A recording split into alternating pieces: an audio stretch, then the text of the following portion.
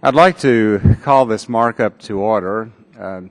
Today we're going to be marking up a discussion draft on the Pipeline Infrastructure and Community Protection Act, which is the reauthorization of the Pipeline Safety Act. The second bill we're going to be marking up is H.R. 2054, the Energy and Revenue Enrichment Act of 2011. The Pipeline Reauthorization Act will be introduced by the full committee chairman, Mr. Upton. As you know, we've been working with a discussion draft. This bill will reauthorize our pipeline safety law, which was last reauthorized in 2006. Chairman Upton and, in fact, all the members on both sides of the aisle and staff has done a great job in working with various interest groups in drafting this bill.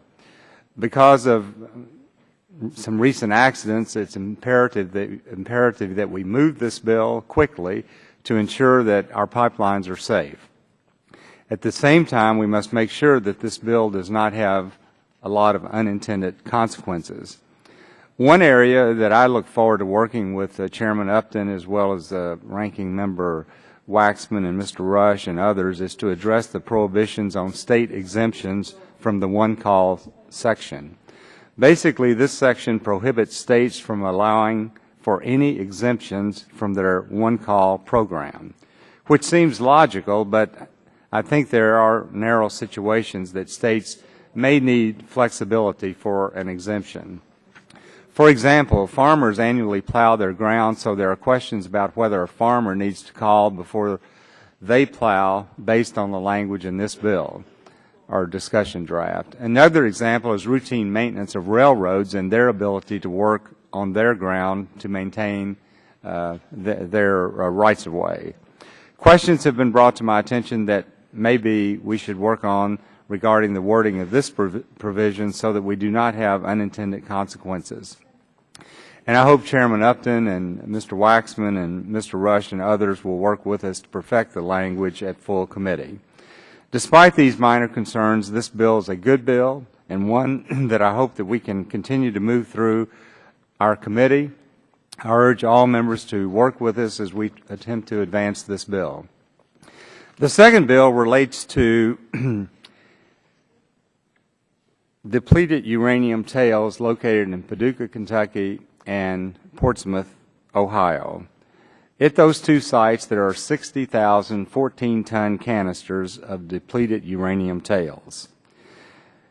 GAO recently estimated that if those tails were reprocessed and sold, that it would generate around $4 billion in additional revenue for taxpayers. However, because the Department of Energy has failed to act on this and has decided not to act, H.R. 2054 is necessary to direct the department to move forward. The bill is really not that complicated. It initiates a 2-year pilot program to re-enrich the uranium tails, allows for the sale of that uranium to occur over 4 years so that the sale does not disrupt the uranium market. And it deposits the money into the Uranium Decontamination and Decommissioning Fund to be used for environmental cleanup.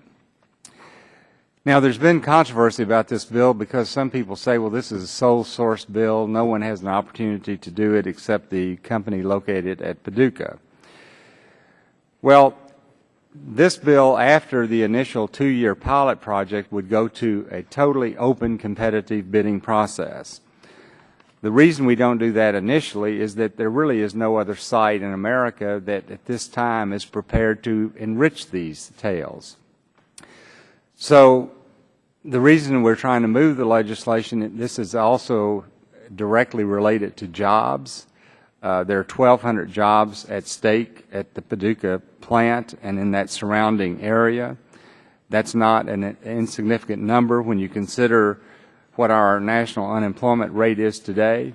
And I might also add that 92% of the uranium coming into America today are being used in America today at our nuclear power plants for enrichment and so forth comes from overseas, according to the Energy Information Administration.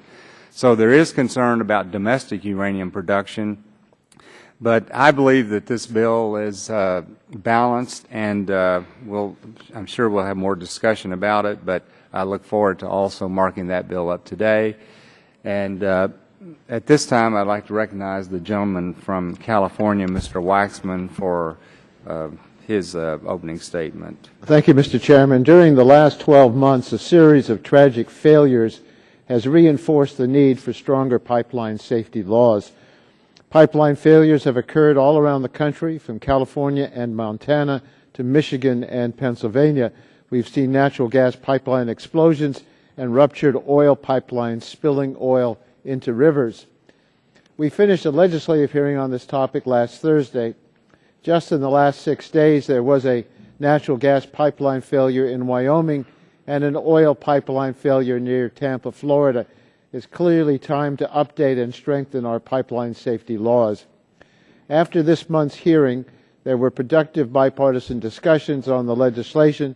Those discussions produced the manager's amendment that we are going to consider today. And I'd like to commend Chairman Upton and Mr. Dingell for their hard work on this bill.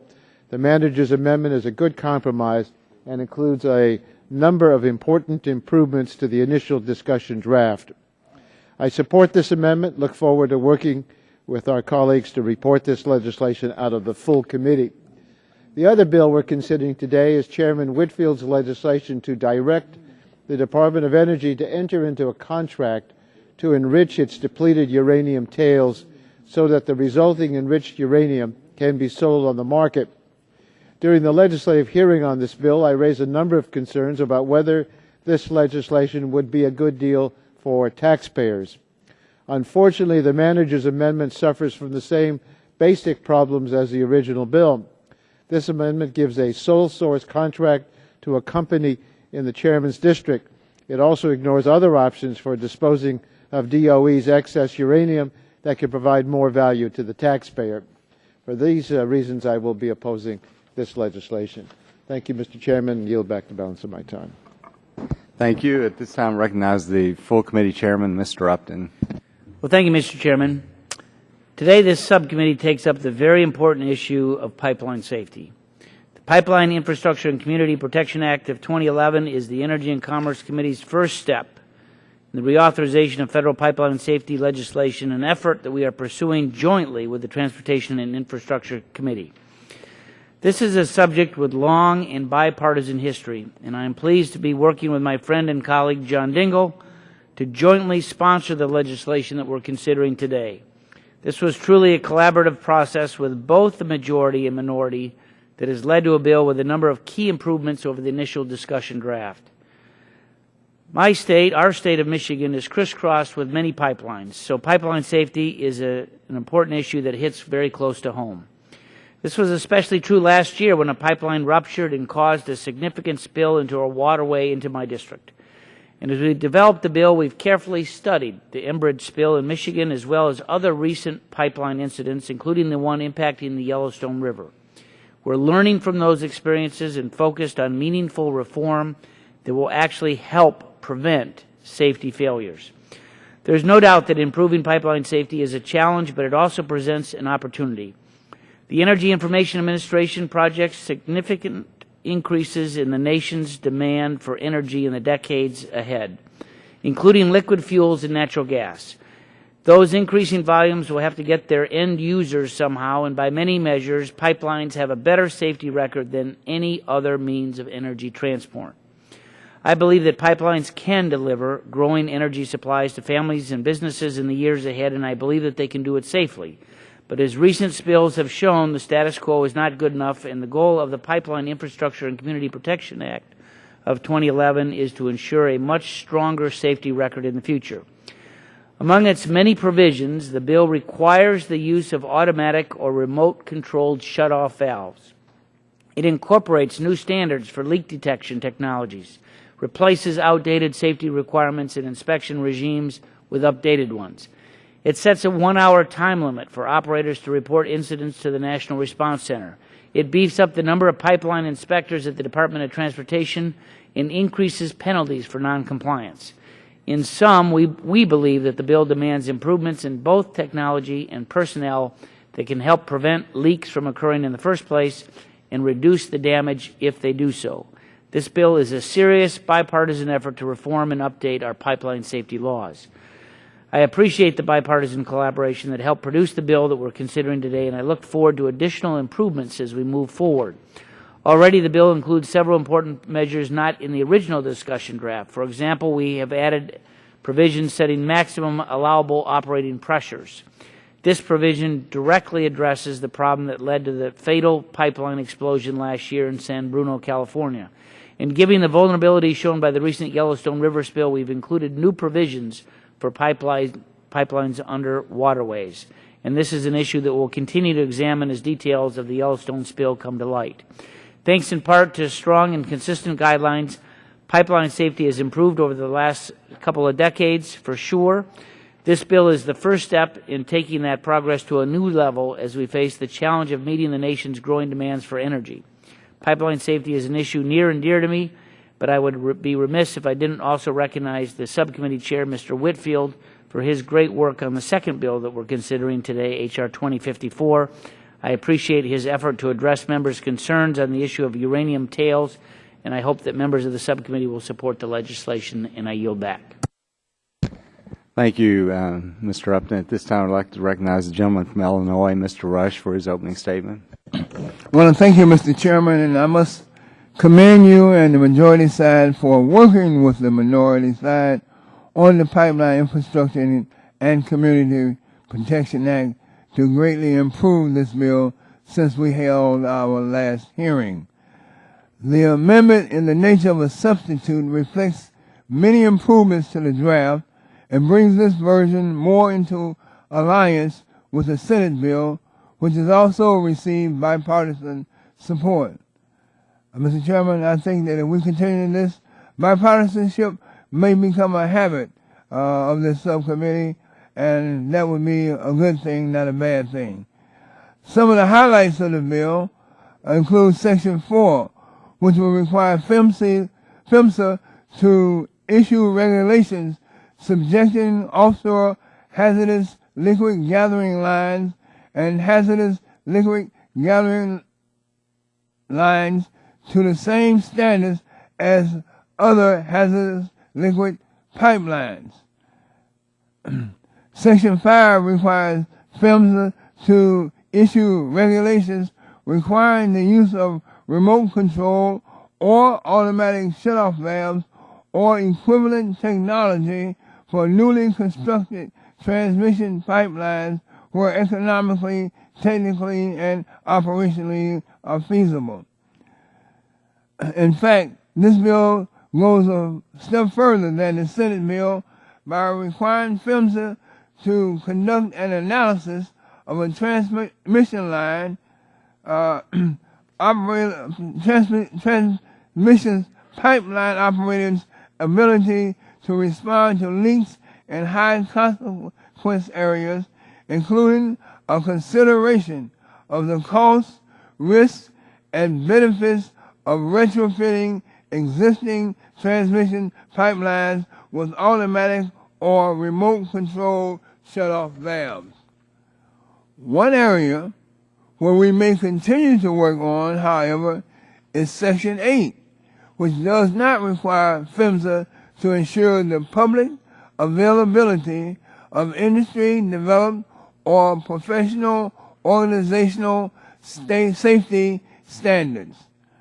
However, similar to the Senate bill, Section 10 requires PHMSA to study leak detection systems and, based on that study, issue regulations requiring hazardous liquid pipelines to use leak detection systems. Again, this bill goes beyond the Senate version by also requiring those regulations to establish standards for the capability of leak detection systems. In fact, I think we should include similar language in Section 21, which requires PHMSA to conduct a comprehensive study for transporting hazardous liquids, such as diluted bitumen used for the transportation of tar sands oil, but does not include the next step of requiring PHMSA to implement new rules based off of these findings. Overall, Mr. Chairman, I'm pleased with the progress that both sides have made on this pipeline safety bill. Mr. Chairman, I do have to admit, though, in all seriousness, that I was a little surprised to find out that we were also marking up the Energy and Revenue Enrichment Enhancement Act today.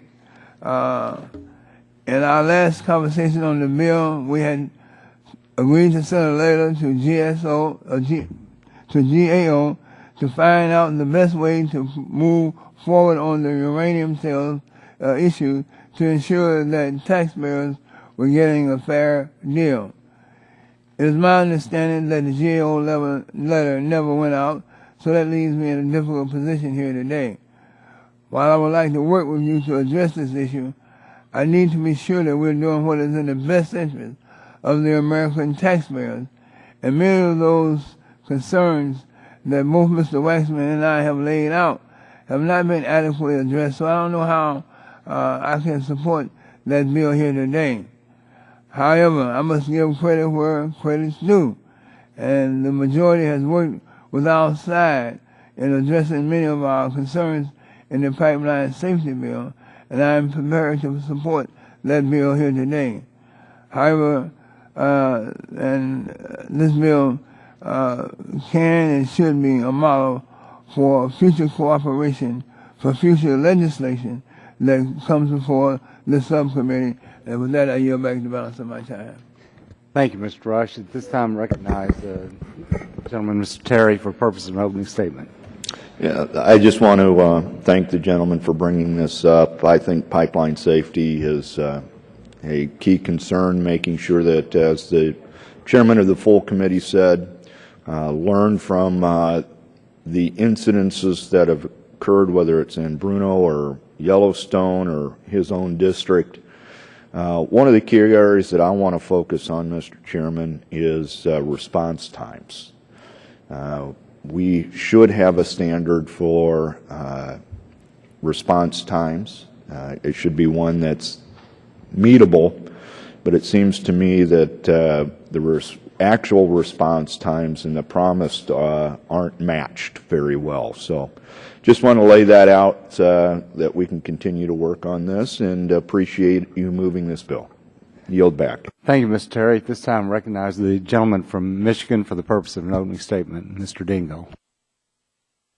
Chairman, I thank you for your courtesy. I commend you for this hearing, and I am delighted to commend you, the majority staff, my dear friend Mr. Upton, the chairman of the committee, for his extraordinary leadership on this matter, and also that of my dear friend Mr. Rush.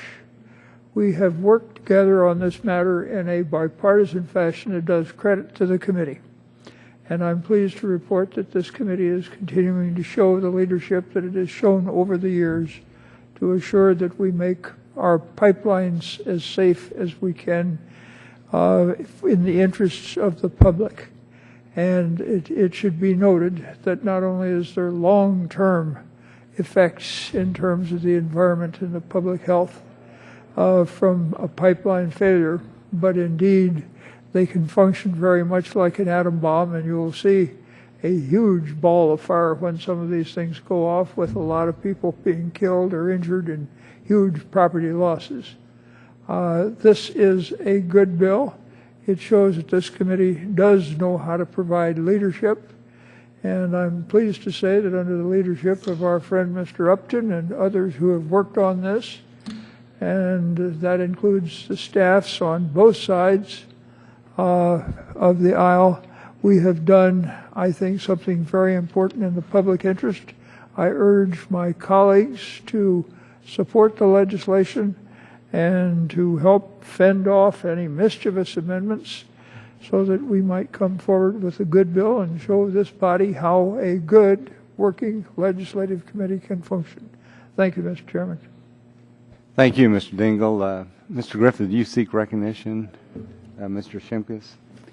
Mr. Green, do you seek recognition for an opening statement? Thank you, Mr. Chairman, for calling up the bill, and I appreciate all the hard work that's gone into this effort by Chairman Upton, Ranking Member Waxman, and Ranking Member Emeritus Dingle. It's not easy to craft a bipartisan bill, and I'm pleased that this important issue our committee is working on continuing in that legacy of bipartisanship.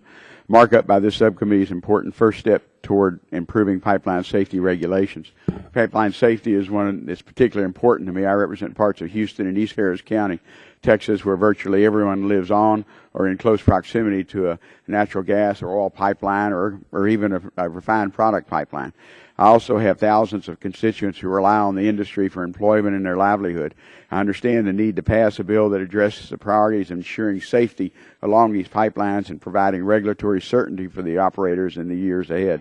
However, I'm concerned that the bill falls short in too many important ways. I'm hoping that as this bill moves through our committee, the committee leadership carefully examines where I believe are much needed tweaks to the language. Particularly, I hope to pursue changes that would strengthen provisions in sections concerning offshore gathering lines, integrity management, incident notification, and clarify provisions relating to CO2 pipelines. The way this bill is written, it would have a profound impact on areas of the oil and gas industry, but many of these provisions offer no substantial additional protection to the residents or the workers. While I don't have any amendments at this point, I'm encouraged by the assurances by bipartisan sponsors of the bill that they're open to working with members of the committee to address our concerns as we head toward a full committee markup. I hope to take them up on this offer, and I anticipate a productive and engaging process. Overall, I believe the solid first step and good framework for this committee and the Transportation Infrastructure Committee to build upon as we move ahead. I look forward to working with my colleagues on both sides of the aisle to advance a bill that will protect the residents, the environment, and surely have a vibrant and competitive oil and gas industry. And I yield back my time. Thank you, Mr. Green. And that completes the opening statements. So the chair will call up the discussion draft and ask the clerk to report. Discussion draft H.R. blank to amend Title 49 United States Code. Without objection, the first reading of the draft is dispensed with, and the draft bill will be open for amendment at any point. Mr. Chairman, I have an amendment in the nature of a substitute. Chairman recognizes Mr. Upton for the purpose of offering an amendment in the nature of a substitute. Thank you, Mr. Chairman. The clerk will report the amendment. An amendment in the nature of the substitute offered by Mr. Upton and Mr. Dingle. Without objection, the reading of the amendment is dispensed with, and the gentleman from Michigan is recognized for 5 minutes in support of his amendment. I would note that this is a very strong bipartisan amendment, with myself and Mr. Dingle. It is a strong improvement over our discussion draft. We made a number of changes since our legislative hearing a couple weeks ago. And as I said in my opening statement, pipeline safety is a subject with long and bipartisan history. This substitute does a number of things. First of all, the amendment takes into account the recent pipeline incident in Montana and asks PHMSA to review its standards for pipelines that cross waterways. We add new requirements for confirming maximum allowable operating pressure, a regulatory shortfall that led directly to the disastrous pipeline explosion in San Bruno last year. We strengthen the language regarding leak detection standards to make sure adequate systems are utilized to detect and begin stopping pipeline leaks. We allow regulations of certain offshore gathering lines to ensure large lines in the Gulf remain safe. We modify language in the incident notification section to help prevent false alarms to the National Response Center. We still have probably a number of other improvements as we move forward. Now that we have the text to debate and to discuss today, I look forward to working with all members of the panel and yield my time to my good friend, the co-author of this, Mr. Dingle from the great state of Michigan.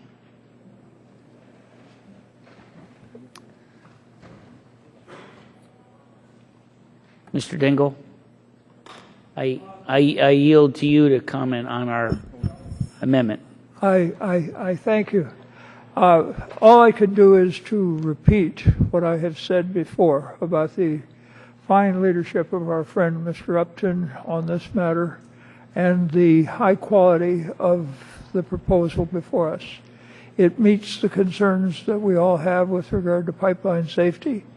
It takes care of real progress, and I think that it will serve this committee well as we go forward. And again, I want to commend all who have participated, including my friend Mr. Waxman, for his support and assistance as we have gone through this process. I urge my colleagues to support the substitute amendment that is offered by our good friend Mr. Upton, and yield back the balance of my time. Yield back. The gentleman yields back his time. Is there further discussion of the substitute? The gentleman from Illinois, for what purpose do you seek recognition? Last word. Gentleman's recognized for 5 minutes. Mr. Chairman, I support this bipartisan manager's amendment. It significantly strengthens the discussion draft in several respects. The discussion draft only required PHMSA to study whether it should regulate gathering pipelines. The manager's amendment requires PHMSA to actually regulate offshore gathering lines and authorizes the agency to collect data on unregulated gathering lines. The discussion draft only required PHMSA to evaluate whether integrity management system requirements should be expanded beyond high consequence areas. The manager's amendment also requires PHMSA to promulgate regulations to expand these important protections to additional pipelines. The discussion draft did not require PHMSA to ensure the public availability of information about pipeline operator emergency response plans. The manager's amendment includes that requirement. The discussion draft allows PHMSA to collect fees to conduct design safety reviews of proposed pipelines, but this was limited to the very small number of pipelines that cost at least $4 billion or that use new or novel technologies or designs. The manager's amendment reduces the threshold to $1 billion so that PHMSA has the resources it needs to review pipeline designs before the pipelines are actually built. The manager's amendment adds an important provision that addresses a regulatory weakness exposed by the San Bruno incident. This provision requires gas transmission pipeline operators to verify pipeline records to confirm the physical and operational characteristics of the pipeline as well as their established maximum allowable operating pressure. Operators also would be required to report any pipelines for which records cannot be verified and reconfirm their maximum allowable operating pressures. This provision applies to grandfathered pipelines constructed before July 1, 1970. At the legislative hearing, we heard testimony about the safety benefits of retrofitting existing pipelines with remote control or automatic shut-off valves. The discussion draft did not address this issue.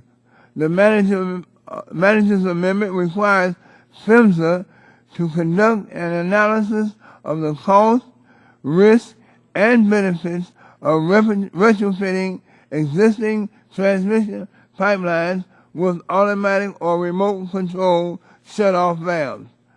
The manager's amendment also directs PHMSA not only to require the use of leak detection systems for pipelines, but to set standards for the capability of these systems. That's an important advance. Finally, the manager's amendment includes a new section requiring PHMSA to evaluate whether current regulations regarding cover over buried pipeline and river crossings are sufficient to prevent a release of hazardous liquid. This provision is a starting point. As we learn more about the Yellowstone River spill, we may strengthen this section also. So, Mr. Chairman, this is a good amendment, and with a number of important improvements.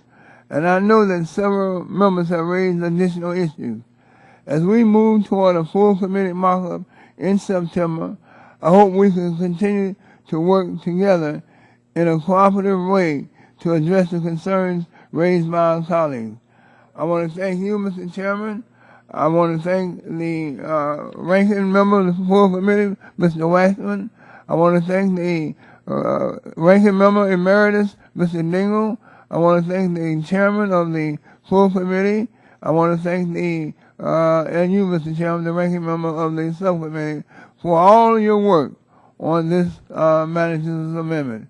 It's a good amendment, and I encourage my colleagues to support it, and I encourage us to continue to work in a bipartisan manner as we provide legislation for the American people far into the future. Thank you. I yield back.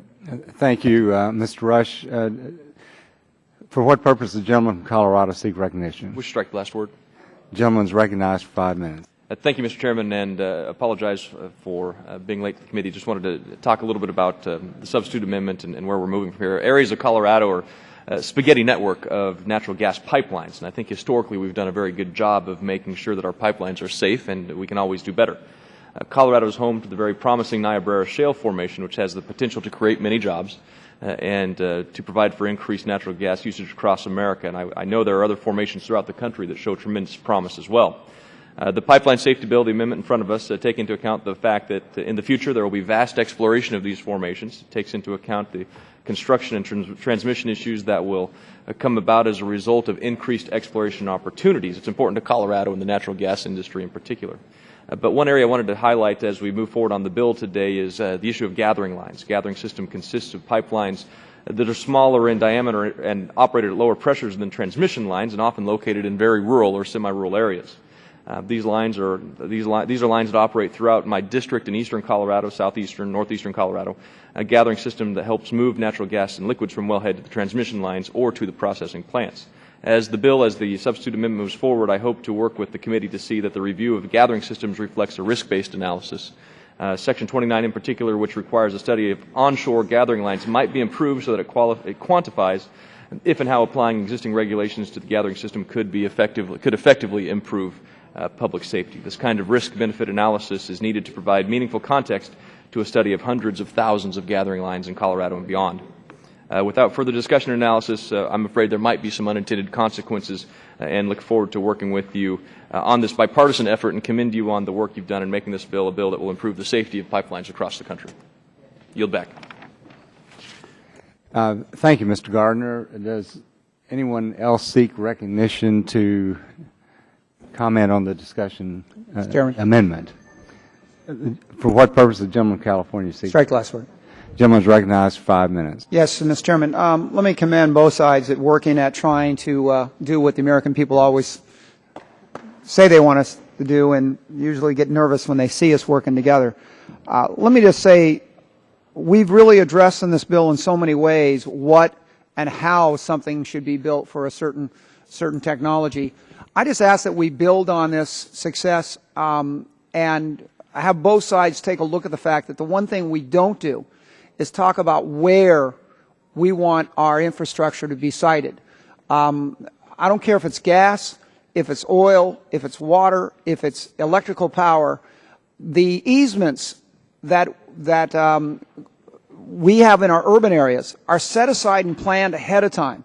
And with good planning and with a proactive approach at identifying the need for easements for these kind of facilities, we can not only help the economic prosperity of stimulating and making it easier to build the projects and get them done, but we also have the opportunity to make them environmentally much more responsible and accountable. So I'd just like to say that as we go on this, that this committee take a serious look at the fact that the idea that the FERC somehow allows private companies or requires private companies to figure out easements and work out every one of those alignments.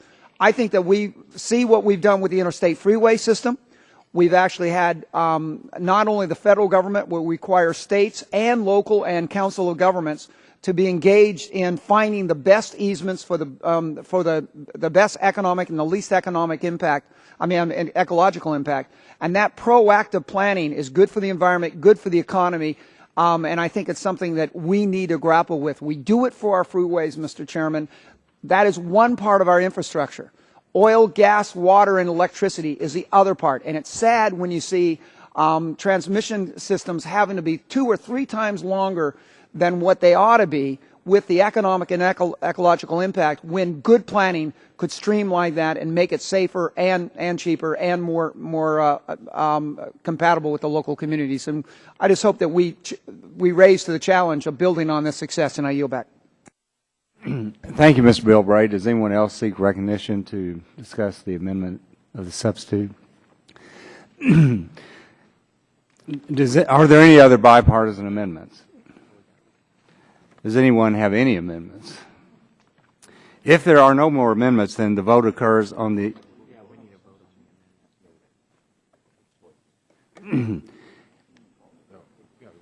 If there are no more amendments, the vote occurs on the amendment in the nature of a substitute. All those in favor shall signify by saying aye. Aye. All those opposed, no. The ayes have it, and the amendment is agreed to. Now, if there are no further amendments, the question now occurs on favorably reporting the discussion draft as amendment. All those in favor shall signify by saying aye. Aye. All those opposed, no. The ayes have it, and the discussion draft is favorably reported. The chair now calls up H.R. 2054, and before I ask the clerk to report, I want to have a little discussion here for a moment, so just a minute.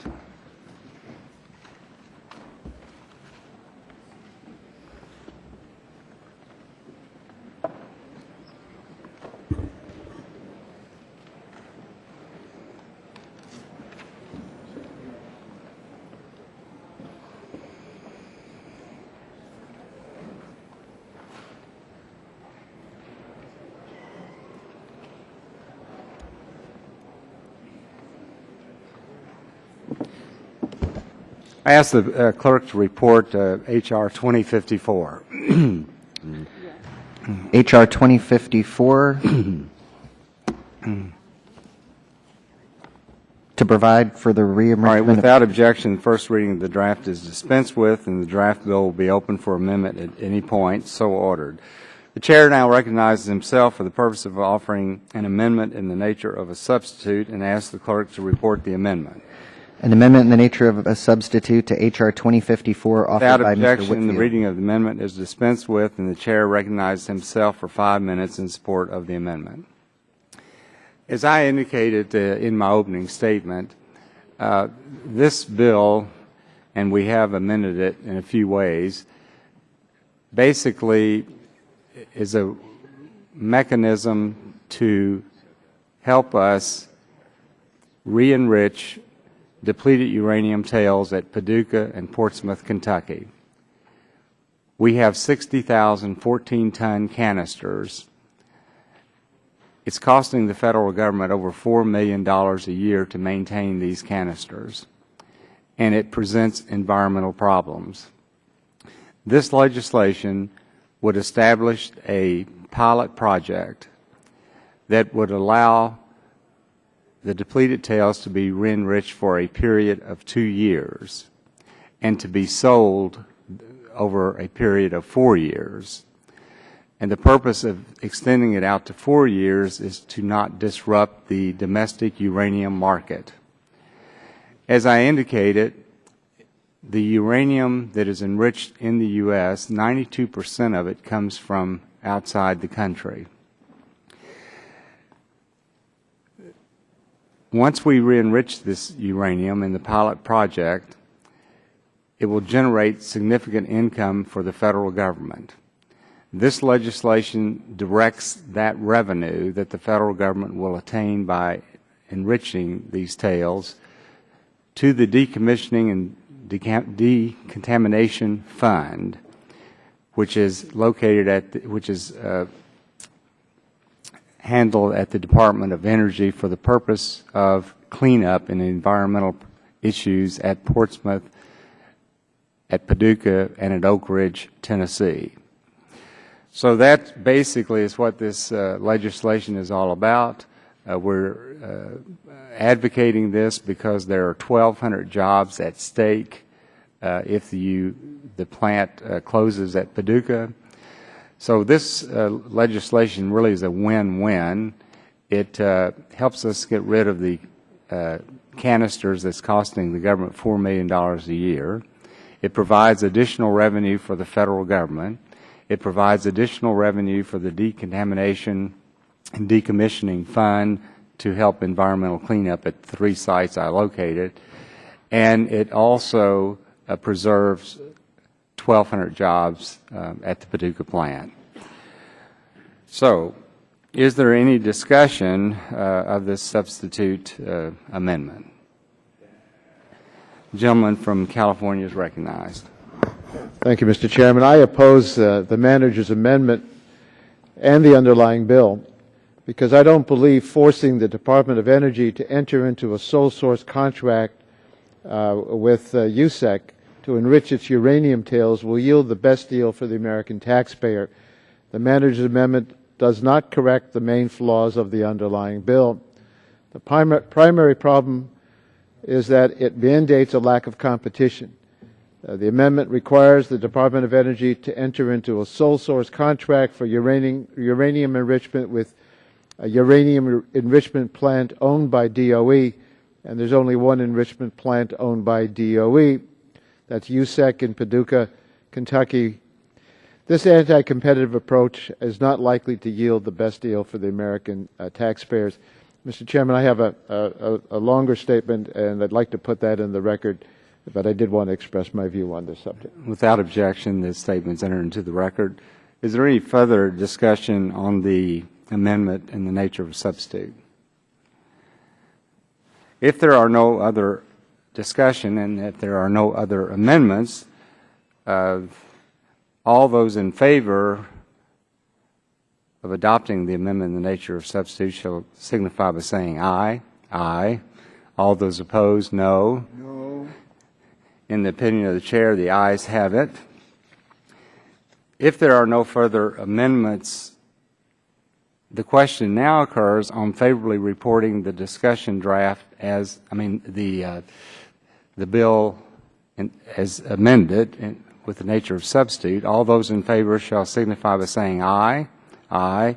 All those opposed, no. No. In the opinion of the chair, the ayes have it, and the bill as amendment is favorably reported. Without objection, staff is authorized to make technical and conforming changes to the discussion draft and the bill approved by the subcommittee today. So ordered. The subcommittee will now stand adjourned. Thank you.